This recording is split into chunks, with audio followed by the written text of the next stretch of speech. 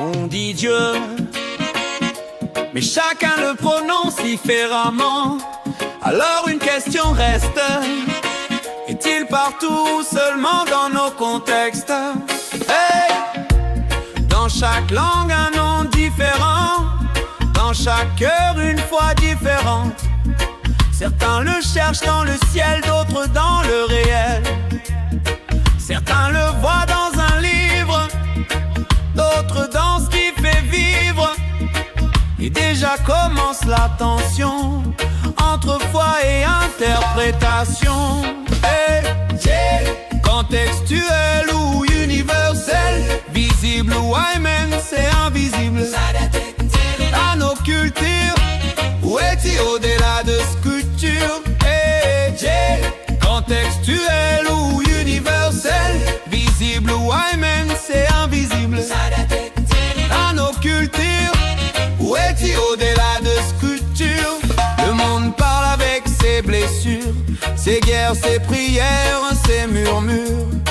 Et chacun pense détenir une vérité à définir. Mais si Dieu est universel, alors il dépasse nos querelles, nos frontières, nos divisions, nos lectures, nos traditions. Ou peut-être est-il contextuel, perçu à travers nos modèles, façonné par nos réalités et nos façons de penser. Mais alors une autre question naît: est-ce Dieu ou notre reflet? Ce que l'humain projette sur ce qu'il ne comprend peut-être.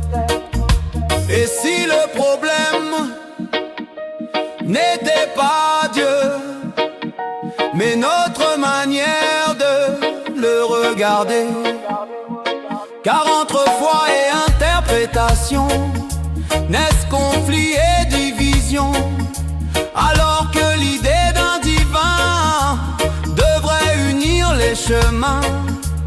Universel dans l'essence, contextuel dans la conscience. Peut-être que les deux visions cohabitent dans la raison.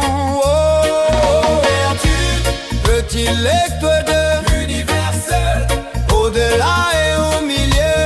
Universel dans l'espace, contextuel en la trace. Oh, vertu, peut-il être de universel, au-delà et au milieu? Universel dans l'espace, contextuel en la trace.